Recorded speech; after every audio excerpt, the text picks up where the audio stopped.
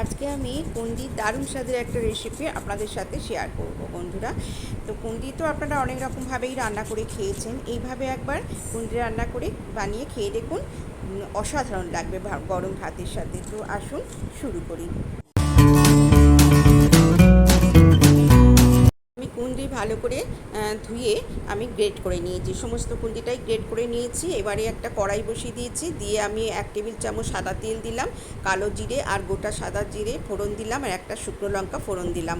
আপনারা চাইলে বন্ধুরা সর্ষের তেলে রান্নাটা করতে পারেন, আমি এখানে সাদা তেলে রান্নাটা করছি। কয়েক সেকেন্ড একটু নাড়াচাড়া করে আমি একটা পেঁয়াজ কুচো করে নিয়েছি, দিয়ে দিলাম। পেঁয়াজটা একটু হালকা করে ভেজে নেব। আজকের রেসিপি যদি আপনাদের ভালো লেগে থাকে বন্ধুরা, তাহলে লাইক করবেন, কমেন্ট করবেন, আর সবার সাথে একটু বেশি বেশি করে শেয়ার করে দেবেন। আর আমার চ্যানেলে নতুন বন্ধু হলে আমার চ্যানেলটিকে সাবস্ক্রাইব করে দেওয়া অনুরোধ রইল।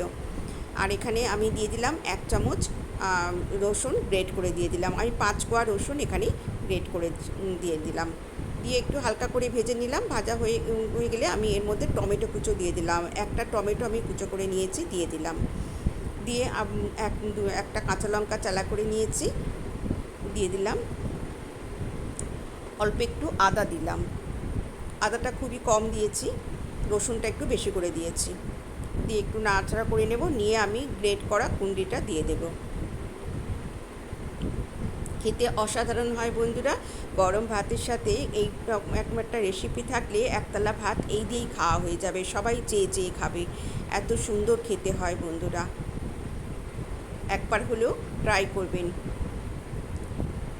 এবার আমি গুঁড়ো মশলা দিয়ে দিলাম, হলুদ গুঁড়ো দিয়ে দিলাম, লঙ্কা গুঁড়ো দিয়ে দিলাম, জিরে গুঁড়ো দিলাম, আর দিয়ে দিলাম ধনে গুঁড়ো। আমি অল্প অল্প পরিমাণ মতন দিয়ে দিলাম। খুব কম তেল মশলাতেই হয়ে যায় রান্নাটা, কিন্তু খুবই সুস্বাদু হয় খেতে। আর দিয়ে দিলাম স্বাদ মতো নুন। আপনারা এটা একটু কুন্দ্রি সবজিও বলতে পারেন, কিংবা ভর্তাও বলতে পারেন, ভীষণই ভালো খেতে হয়। আমি অনেক রকমভাবেই কুন্দ্রি খেয়েছি, কিন্তু এইভাবে একবার বানিয়ে অবশ্যই খেয়ে দেখুন বন্ধুরা, অসাধারণ হয় খেতে। একটু নাড়াচাড়া করে সব মিক্সড করে নিলাম। নেওয়ার পরে আমি 1 চামচ পোস্ত এখানে বেটে নিয়েছি, শিলে দিয়ে দিলাম। আর দিয়ে দেব অল্প একটু নারকেল কোড়া। দারুণ টেস্ট হয় বন্ধুরা, এই পোস্ত আর নারকেল কোড়াটা দিয়ে করলে অপূর্ব লাগে খেতে। দিয়ে নাড়াচাড়া করে নেব।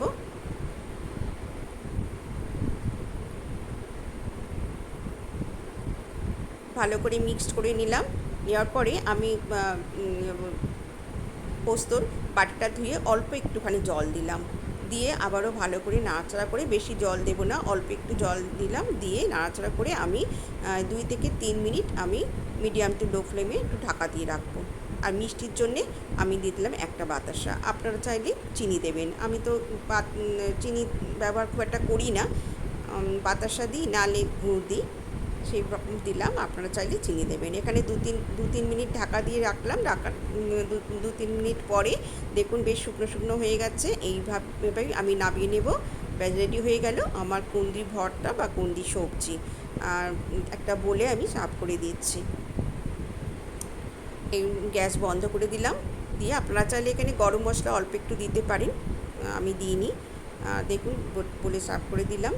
আবার আসবো নতুন কোনো রেসিপির সাথে। আপনারা ভালো থাকবেন, সুস্থ থাকবেন।